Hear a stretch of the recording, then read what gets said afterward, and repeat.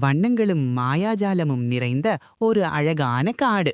அங்கு மியா என்ற கனிவான தேவதை தனது நண்பர்களான பன்னி முயல், ஆலிவர் ஆந்தை மற்றும் பிளிப் மீனுடன் மிகவும் மகிழ்ச்சியாக வாழ்ந்து வந்தாள். ஒரு நாள் தனிமையால் வாடிய மாஸ்டர் மிஸ்டி என்ற மந்திரவாதி காட்டிலுள்ள அனைத்து பிரகாசமான வண்ணங்களையும் தனது மந்திர சக்தியால் உறிஞ்சி திருடிக் கொண்டான். இதனால் பூக்கள் வாடி காடு முழுவதும் இருண்ட சாம்பல் நிறமாக மாறியது.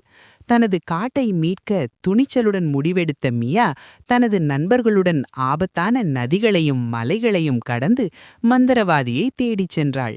இறுதியில் அவனை சந்தித்தபோது மியா கோபப்படாமல் அவனிடம் மென்மையாக பேசினாள்.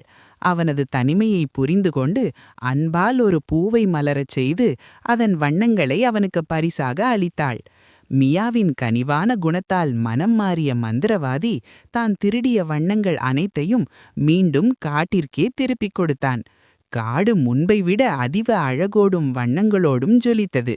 மியா மற்றும் அவளது நண்பர்கள் மாஸ்டர் மிஸ்டியையும் தங்களோடு சேர்த்து கொண்டு ஒற்றுமையாக வாழத் தொடங்கினர். அன்பும் கனிவும் எத்தகைய இருளையும் போக்கி ஒளியை கொண்டு வரும்